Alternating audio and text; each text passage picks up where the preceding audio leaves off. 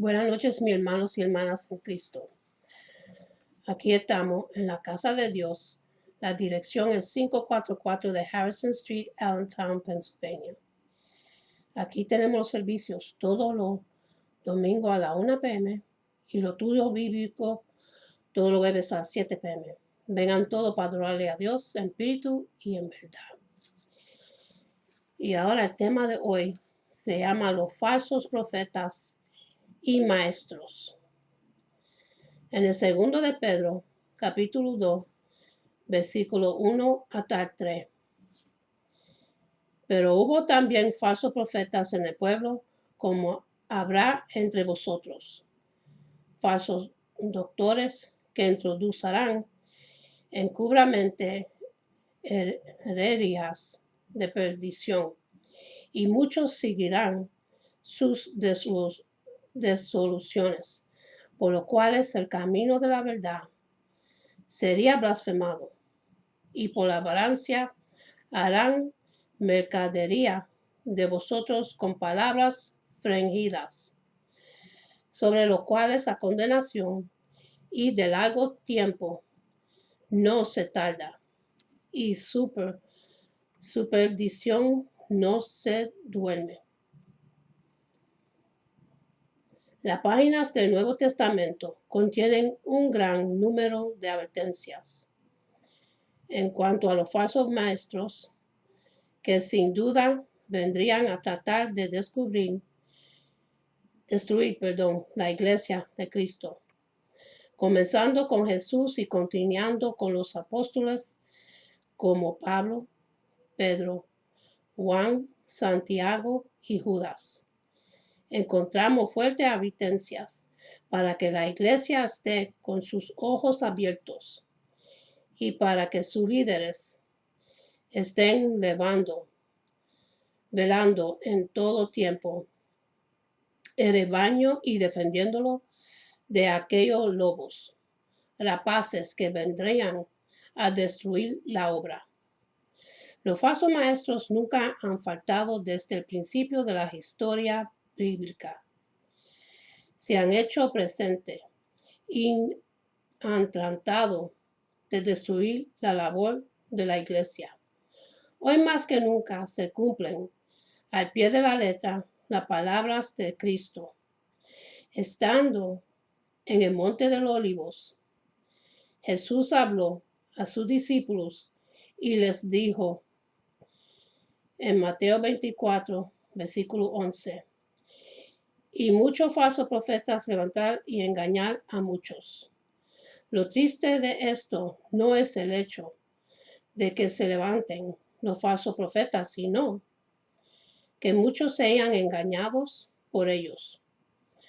La razón por la que muchos son engañados es porque para poder detectar el falso profeta o maestro hay que estar firmemente preparado sobre la palabra de Dios. Se debe tener visión espiritual y entendimiento iluminado por el Espíritu Santo. Los falsos maestros han sido y siguen siendo engañados por otros falsos maestros. Y el mismo Satanás, y de esta misma manera, van en un sido de mal en peor, engañando a otros a su paso. Y en el 2 Timoteo, capítulo 3, versículo 13, dice así: mas los malos hombres y los engañadores irán de mal en peor, engañando y siendo engañados. El farsante maestro, profeta, apóstolo, ministro, etc., nunca viene de manera reconocible, con un título en su frente, anunciando quién es en realidad. Los falsos maestros son gente que inspiran confianza, que aparentan piedad y que, como han sido engañados, hasta llegan a creer ellos mismos todo lo que dicen. Y en el libro de Mateo, capítulo 7, Porque estrecha es la puerta y angosto el camino que lleva a la vida, y pocos son los que la hallan. Y guardaos de los falsos profetas que vienen a vosotros con vestidos de ovejas, mas de dentro son lobos rapaces. Por sus frutos los conoceréis. Cóngense uvas de los espinos, o higos de los abrojos. Los falsos maestros entran encubramente a la obra disfrazados como apóstoles de Cristo, de la misma manera que el mismo Satanás, a quien ellos ministran, se viste como ángel de luz. Y en el 2 Corintios capítulo 11, versículo 13 hasta el 15, dice así: porque estos son falsos apóstoles, obreros fraudulentos, transfigurándose en apóstolos de Cristo. Y no es maravilla, porque el mismo Satanás se transfiguraba en ángel de luz.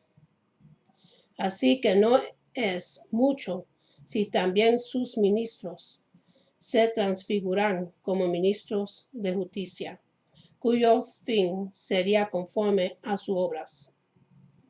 Y en el 2 de Pedro, capítulo 2, estos son suciedades, y manchas, los cuales comiendo con vosotros, juntamente se crean en sus errores. La falsa doctrina es una cáncer que va comiendo como la gangrena hasta que destruye la fe del que ha sido atacado. Por esto es necesario reconocer quiénes son estas personas, cuál es su falsa doctrina, y exponiéndolos para que sean avergonzados y todos sepan la verdad. En el 2 de Timoteo, capítulo 2, versículo 17, dice así: y su palabra carcomería como gangrina, de los cuales son Himeneo y Fileto, que se desbordarán de la verdad, diciendo que la resurrección ya se efectuó, y transforman la fe de algunos. Hoy estos falsos maestros se llaman a sí mismos evangélicos y hasta se mueven dentro de nosotros, como bien lo dice la Biblia. Estos son los más peligrosos porque están adentro. Maestro equivocado, maestro falso. Antes de continuar, es importante aclarar la diferencia entre una persona que está equivocada respecto a la interpretación de la Escritura y el falso maestro. La Biblia es un libro profundo que requiere mucho estudio para poder ser comprendido totalmente. A menudo usamos la frase "nadie se las sabe todas" respecto a la Biblia. Con esto quiero decir que es muy difícil que una persona, poseando todo el conocimiento acerca de todo lo que dice la Biblia, enseña. Ciertamente hay personas que tienen un profundo conocimiento respecto a la Escritura y son grandes intérpretes y maestros de la palabra, pero eso no significa que no puedan llegar a equivocarse en un momento u otro. Por ejemplo, en el libro de Hechos, capítulo 18, versículo 24, dice así: llegó entonces a Efesio un judío llamado Apolos, natural de Alejandría, varón elocuente, poderoso en las Escrituras. Este había sido instruido en el camino del Señor, y siendo de espíritu fervorioso, hablaba y enseñaba diligentemente lo conocimiento al Señor, aunque solamente conocía el bautismo de Juan, y comenzó a hablar con denuedo en la sinagoga, pero cuando le oyeron Priscila y Aquila, le tomaron parte y le expusieron más exactamente el camino de Dios. Y queriendo el pasar a Acaya, los hermanos les animaron y les escribieron a los discípulos que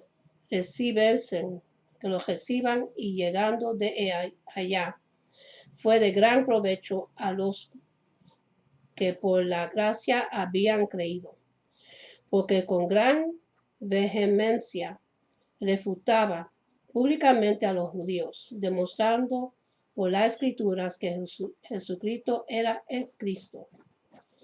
Una diferencia muy grande entre él, que está equivocado, y el falso maestro es que el primero está sencillamente errado, pero tiene un corazón noble y está dispuesto para corregir su error y a ser enseñado con la verdad de la palabra. En contraste, el falso maestro no admite corrección, siempre tiene la razón y no es sumiso a la palabra de Dios. Es pretencioso y arrogante, de más importancia a las doctrinas de su organización, su tradición y su mente. Que la palabra, sin embargo, también se debe reconocer que hay puntos en los cuales los cristianos verdaderos no se ponen de acuerdo. Cristianos fieles que aman a Dios y buscan darle la gloria en todo diferente en ciertas interpretaciones de la Biblia. Es importante reconocer que estas diferencias no le hacen menos cristiano que otro. Toda la doctrina es importante, pero a causa de las diferencias. La Iglesia sabiamente ha clasificado las doctrinas en puro enseñales y no enseñales. Aquellos puntos enseñales son fundamentales y sin ellos no se puede afirmar que una persona que los niegue tenga la salvación. Es basado en esta premisa que hay distintas denominaciones cristianas, las cuales, aunque estrechan su mano firmemente en los puntos esenciales de las doctrinas que los une a Cristo, no puede hacerlo en otros aspectos doctrinales, no enseñales que les dividen, pero no les separan de la familia de Dios. Aunque los puntos no enseñales no necesariamente ponen en peligro la salvación, eso no significa que tales puntos doctrinales dejen de ser importantes. Estos deben ser debatidos, predicadores y expuestos lo más claramente posible bajo el amor y dirección del Espíritu Santo, para que los que no comprenden puedan, si así Dios lo permite. Hebreos capítulo 6, versículo 3. Llega al pleno conocimiento en tales asuntos. Aún así, muchos cristianos verdaderos no llegan en esta vida al conocimiento correcto de algunas doctrinas no enseñales. El 1 de Corintios, capítulo 13, versículo 9 hasta el 13. Es necesario que escudriñemos la Escritura y estemos dispuestos a corregir nuestros errores, pues muchos falsos maestros comenzaron con malas interpretaciones de la Biblia. Más adelante veremos cómo es esta una característica en un falso maestro. Los falsos maestros aumentarán.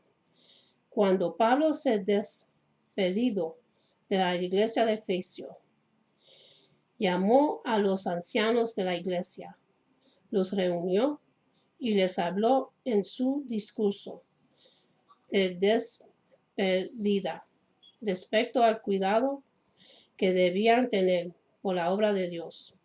Pablo advirtió a estos líderes que después de su partida vendrán lobos a engañar y esparcir las ovejas. Hechos capítulo 20, versículo 29.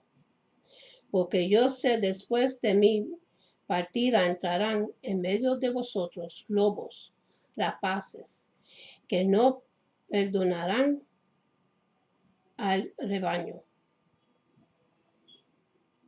Y de vosotros mismos se levantarán hombres que hablen cosas perversas para arrastrarse tras sí sus discípulos. El apóstol Pedro también escribe acerca de los falsos profetas que vendrían y se introdurarán encubiertamente. El segundo de Pedro capítulo 2.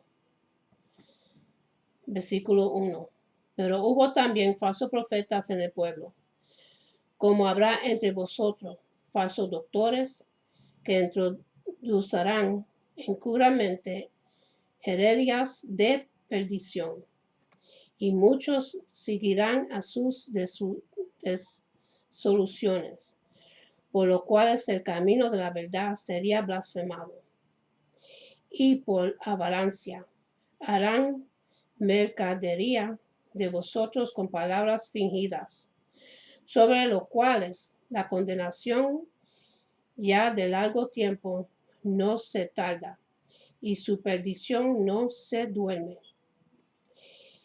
Ya para el tiempo que Judas escribió, ya habían entrado falsos maestros a las filas de los creyentes. El primero de Judas, capítulo 4. Versículo 4.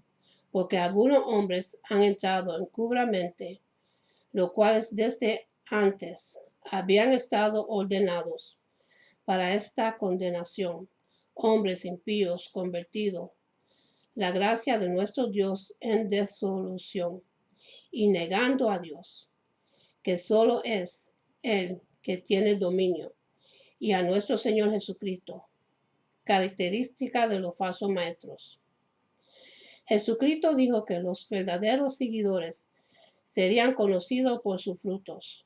Un falso maestro podría aparentar tener fruto de cristiano, pero tarde o temprano se dejará saber lo que verdaderamente es. No puede una fuente de agua dulce y salada a la misma vez. Las verdaderas fuentes de Dios siempre darán un fruto espiritual. Los falsos maestros aparentan dar buenos frutos, pero no pueden esconder los verdaderos frutos de pecado y engaño. Solo cuando se escudriña la palabra se pueden detectar los verdaderos farsantes.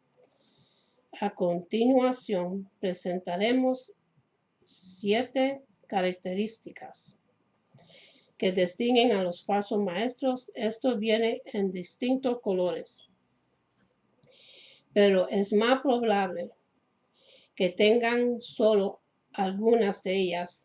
De todas maneras, esto no significa que no sea falso maestro. Apariencia de gran espiritualidad y sabiduría divina. Esta característica encabeza esta lista porque creo que es una de las más sutiles utilizadas por estos perversos engañadores. Los creyentes inmaduros siempre son impactados con la espiritualidad de estos líderes y les llama mucho la atención que ellos aparentan tener una relación con Dios que nadie más puede tener. En el segundo de Timoteo, capítulo 3, versículo 1 hasta el 2 y el 5, dice así: en los posteros días vendrán tiempos peligrosos, porque habrá hombres amadores de sí mismos, que tendrán apariencia de piedad, pero negarán la eficacia de ella. A estos evita. Estos malhechores hablan de experiencias especiales con Dios, de conocimiento acerca de cosas profundas y incomprensibles y de nuevas relaciones dadas a ellos.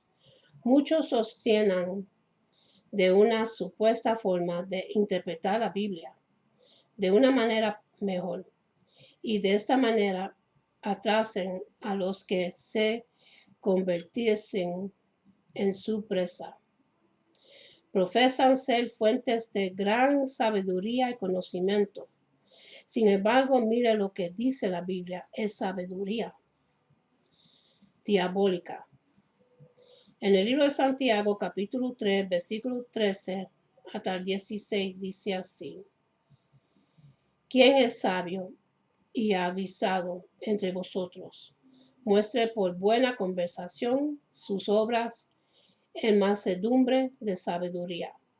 Pero si tienes envidia amarga y contendación en vuestros corazones, no os glores ni seáis mentiroso contra la verdad, que esta sabiduría no es que desciende de lo alto, sino terrenal, animal, diabólica. Porque donde hay envidia y contendación, ahí hay perturbación y toda obra perversa. La única verdadera meta de estos farsantes es la de su vanagloria. Estos desean ser reconocidos y tener grupo de seguidores detrás de sí, por lo cual son llamados amadores de sí mismos. Estos también se mueven en falsos milagros y falsas señales, engañando a sus seguidores. Estos son los que un día estarían frente a Jesucristo y sería como el mismo Jesús dijo. En el libro de Mateo, capítulo 7, versículo 21, dice así: no todo el que me dice Señor, Señor, entrará en el reino de los cielos, mas el que hiciere la voluntad de mi Padre, que está en los cielos. Muchos me dirán en aquel día: Señor, Señor, no profetizamos en tu nombre, y en tu nombre lanzamos demonios, y en tu nombre hicimos muchos milagros. Y entonces les protestaré: nunca os conocí, apartaos de mí, obradores de maldad. Mientras siga pasando el tiempo y la verdad, la venida del Señor, se haga más cerca, los falsos maestros aumentarán y muchos se apartarán de la fe siguiendo estas doctrinas de demonios. Esto es el cumplimiento de las profecías bíblicas y no debemos ser tomados por sorpresa. Falta de temor y sumisión a la palabra. La forma más directa para destruir un falso maestro es su reacción a ser enfrentado a la palabra de Dios. El falso maestro no respeta lo que la Biblia dice y le tuerce para poder acomodarla a su doctrina. Estos acostumbrarán tomar versos fuera de su contexto bíblico para establecer sus tradiciones de hombres. No están dispuestos a escudriñar la escritura, porque para ellos su opinión es más importante que la Biblia. En el primero de Timoteo, capítulo 4, versículo 2 hasta el 4, dice así: Empero el Espíritu dice manifestamente que en los verdaderos tiempos algunos apostarán de la fe, escuchando a espíritus de error y a las doctrinas de demonios, que con hipocresía hablarán mentira, teniendo cauterizada la conciencia. Las doctrinas de estos hombres no provienen de la palabra, sino de sus mentes entenebrecidas y ensuciadas por el pecado. Estos malvados utilizan la Biblia a su antojo. Algunos escogen solo ciertos libros de acuerdo a sus deseos y deciden ellos mismos qué es lo que es y lo que no es palabra de Dios. Otros de igual manera añaden libros y ponen más valor a los comentarios de hombres impíos que la palabra de Dios. Esto no tiene un corazón dispuesto a recibir la palabra. Suelen decir, ay, dice esto, pero mi iglesia enseña esto. O fulano dice esto otro. O el doctor sabe mucho, lo interpreta así. También dice, esa es tu interpretación. O ya eso no aplica a nosotros. El farsante no busca en oración entender las dificultades bíblicas. Prefiere torcer la Biblia para que se ajuste a su mente y a su tradición de humana y diabólica. En el segundo de Pedro, capítulo 3, versículo 14 hasta 16, dice así.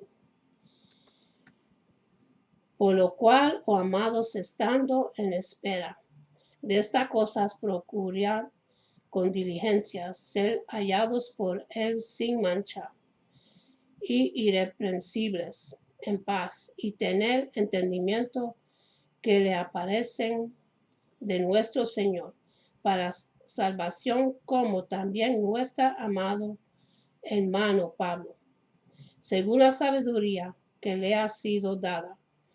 Os ha escrito casi en todas sus epístolas, hablando en ellas de estas cosas, entre las cuales los indoctos y inconstantes tuercen, como también las otras escrituras para su propia perdición.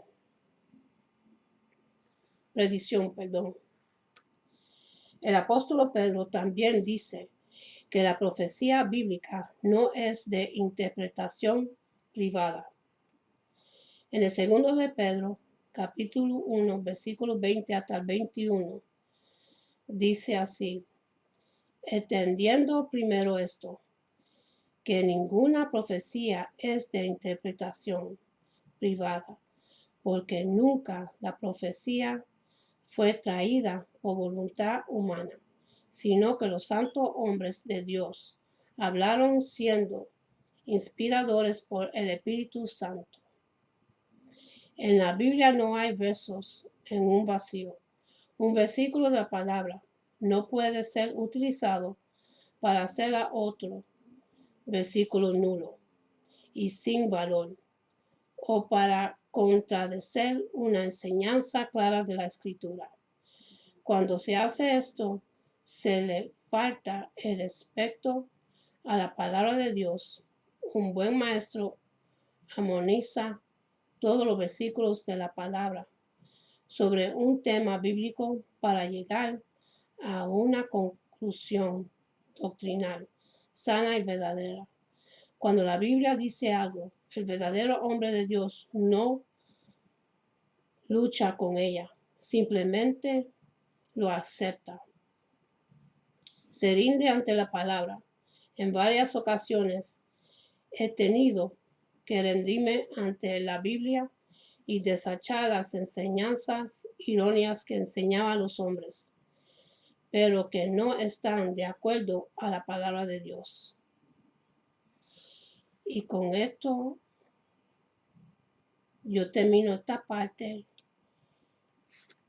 y lo seguiremos en la segunda parte, porque es larga.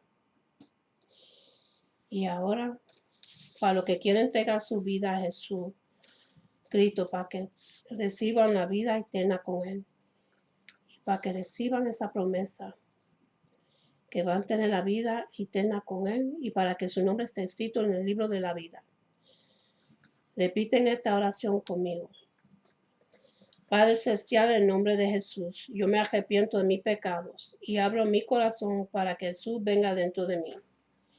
Jesús, tú eres mi Señor y Salvador. Creo que moriste por mis pecados y se levantó de los muertos.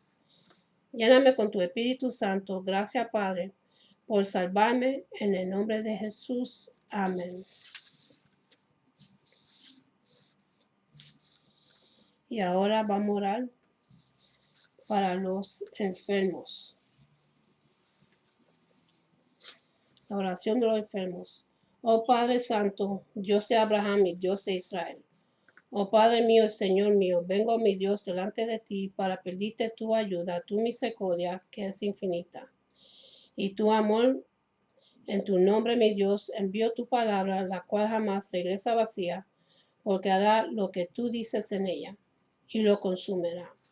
Porque tú eres altísimo sobre la tierra y toda la creación, y está tu palabra ahora mismo que yo estoy enviando, en el nombre que es por sobre todo nombre poderoso de Jesús de Nazaret, hacia todo enfermo, ya sea físico o espiritual, sabiendo y creyendo que tu palabra como espada afilada penetra hacia lo más profundo de lo que es enviada, y reconociendo tu poder, Padre mío, y reconociendo, Padre, tu fidelidad, para que cada enfermo en este mundo sea sanado, sea restaurado.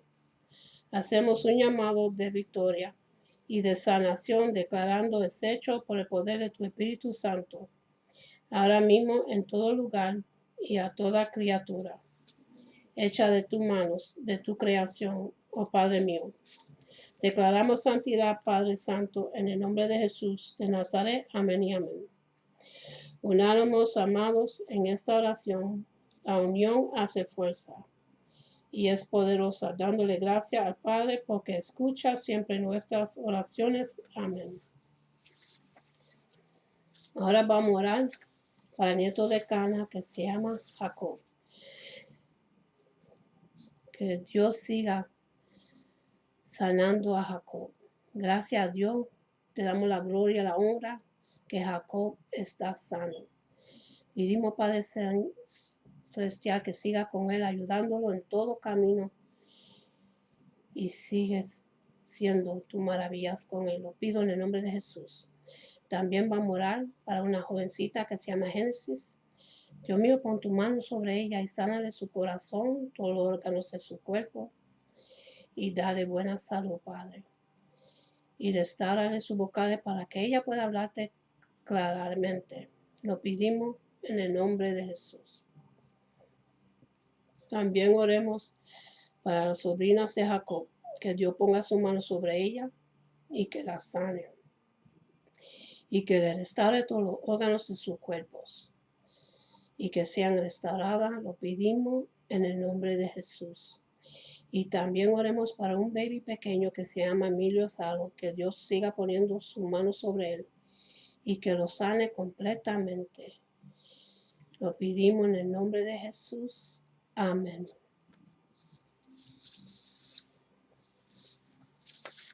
Y ahora vamos a ser Padre nuestro. Padre nuestro que está en los cielos, santificado sea tu nombre. Venga tu reino, hágase tu voluntad en la tierra como en el cielo. Danos el pan de este día, perdona nuestras deudas, como nosotros perdonamos a nuestros deudores, y no nos dejes caer en la tentación, sino que líbranos del malo. Amén. Y ahora vamos a hacer la oración que